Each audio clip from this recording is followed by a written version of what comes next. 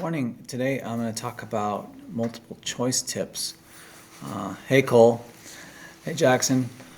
I've been getting questions recently about like, okay, I'm getting better in my essays. I'm getting closer to the 5. Okay, remember if you can write 2 or 3 5s, you're looking really good for the AP exam. 55% of the weighting is the FRQs. 45% of the weighting is the MCQ. This week for my class we did one that was a little bit harder for my students. And we had some kids who, normally score around 35 out of 45 questions. And they were a little bit closer to 30, 31. Some tips that I would give is, the more of these that you look at and practice, the more confident you'll feel. I like to include samples from prep books. I have several samples in my prep book, acing the AP English Language and Composition exam. Princeton Review has some good samples. Barron's has good samples. I have a chapter on the multiple choice. Each of those books, each prep book will have a chapter on how to master the multiple choice. But let's go through one passage together, and then we'll look at a few questions together. So this is an excerpt from the letter from Birmingham jail by Martin Luther King Jr. So what I would suggest, there's 2 ways to do this, really. Let me exit out of my ugly mug here. You can read through the passage really quickly and then go back and look at the questions and then dig in the passage for that specific question. Or you can read the passage kind of slowly and then go to the questions. I like the quick one. Okay, so I will read through it really quickly, and then I'll go to the first question, and then whatever that question asks, I will go to that section. So if the question asks about paragraph 1, then I'm just going to zero in on paragraph 1. If the question asks about lines 27 to 29, then I'm just going to go straight to 27 to 29. And when you take the online test, my students have told me last year that it will highlight the lines, so that's kind of nice on the computer. So I'm gonna scroll through here, and then I will pause, or you can pause if I go too fast, so that you can read through the passage quickly. So go ahead and read it on your own.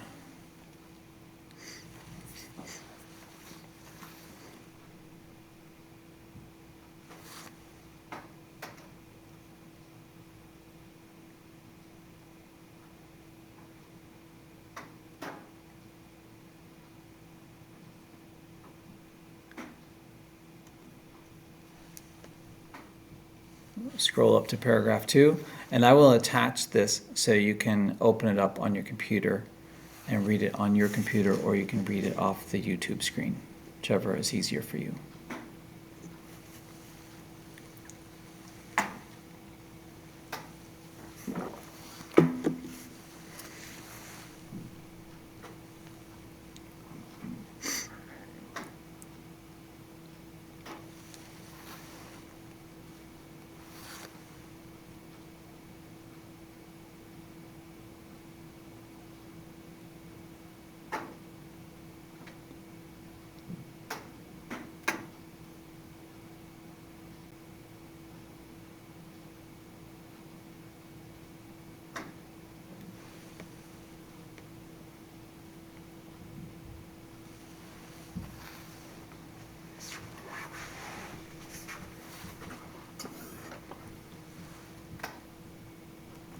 Okay, so let's go to the questions. I'll start with number 1. The purpose of the paragraph 1 in the passage is to. And the technique that I recommend is POE, process of elimination. And basically what I preach is that you're looking for wrong answers. So you want to eliminate wrong answers. Dr. King is outlining the stages up front in the passage.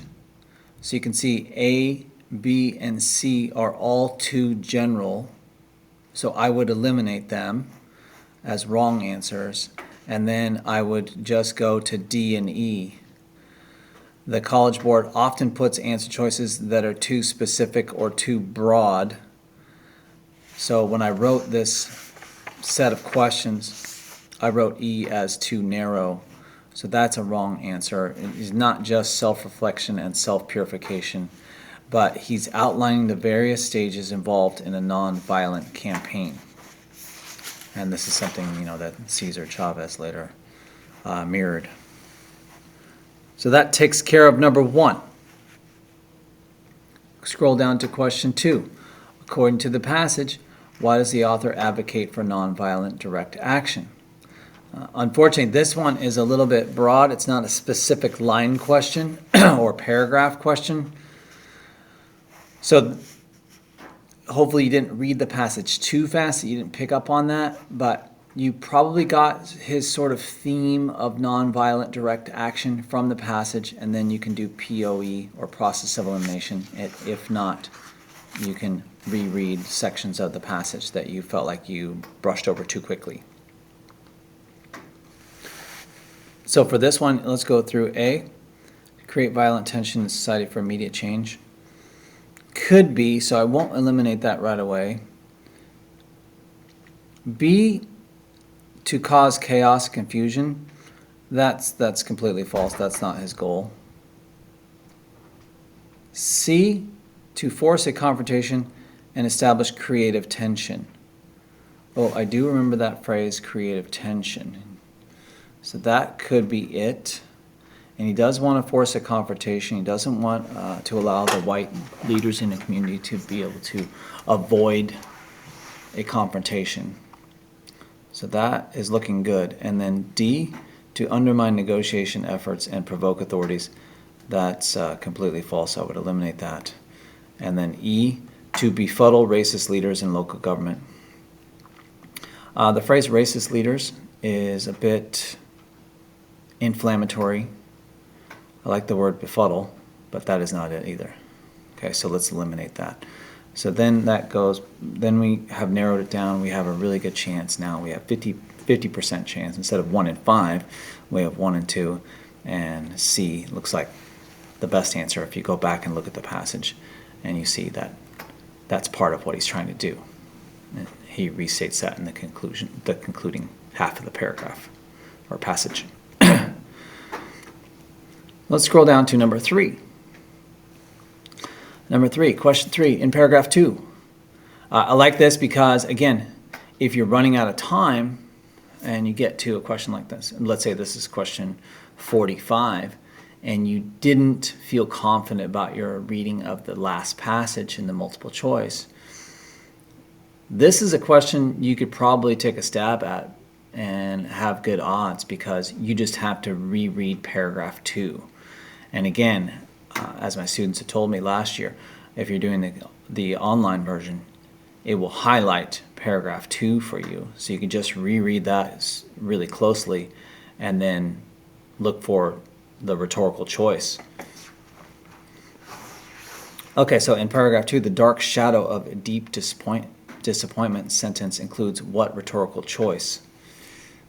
I didn't include it here, but for your test, it'll give you the line numbers too. Okay, so go back to paragraph 2. And I like this rhetorical choice by MLK. Here's the line. As in so many experiences of the past, we were confronted with blasted hopes and the dark shadow of deep disappointment settled upon us. Wow, that's powerful. So go back and, is that literal? No, that's a wrong answer. Is it figurative? Yeah, it's figurative. Is it alliteration? Deep disappointment, dark shadow, deep disappointment, lots of D's, yes. Irony? No. And both B and C. There you have it. So easy. Again, you're not looking for the right answer. You're looking for wrong answers. and you're using process of elimination. So the more of these that you do, and I remember when I was a kid, I would just get the prep book and I would read one passage, sit in my kitchen and eat chips or M&Ms, read one passage, answer the questions, and then grade myself, and then look at the answer explanations.